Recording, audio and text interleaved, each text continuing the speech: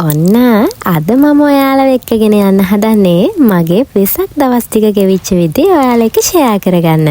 අටපට්ටම් කූඩුයි පාට පාට සවුකලයි එකතු කරලා තවත් එක් වෙසක් මතකයක් හදපු විදිය අපි දැන් බලමු. වෙසක් කියද්දිම අපේ ඔළුවට එන්නේ වෙසක් කූඩු. වෙසක් කූඩුවක් නැත්තම් ඒ වෙසක් එකෙන් වැඩකුත් නෑ වගේනේ. ඉතින් මම මුලින්ම කරෙත් ඒක. වෙසක් කූඩු දෙකක් ලස්සනට හදලා ගෙදර එල්ලන එක. ඊට පස්සේ තමයි ඔළුවට එන්නේ දන්සල්. දන්සල් වඳින එක අනිවාර්යෙන්ම කරන වැඩක්. මොකද හැම පොහෙටම දන්සල් වඳින්න හම්බෙන්නේ නෑ.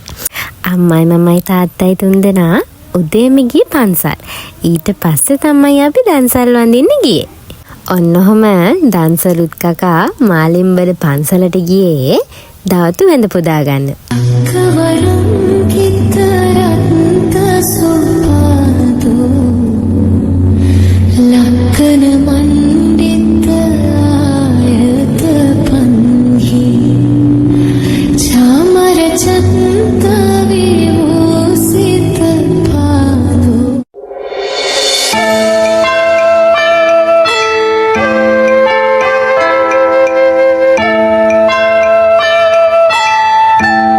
ට්‍රැෆික් එක ගැන නම් කතා කරලා වැඩක් නෑ. මොකද පැය ගාණක් ඉන්න උනා.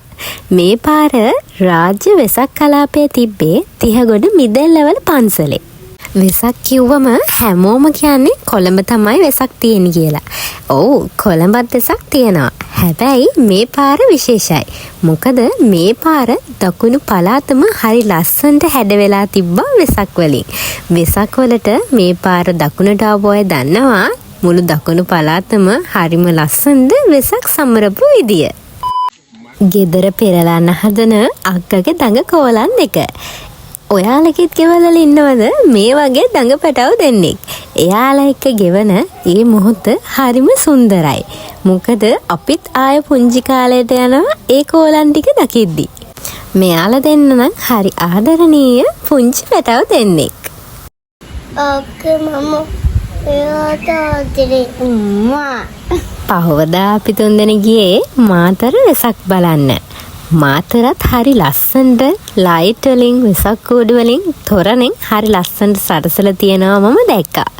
ලයිට් දාන්න කලින් තමයි මම වීඩියෝස් ටික ගත්තේ. මොකද අපි ගියේ හවස නිසා. දිලෙන් ඔබේ ගුණම්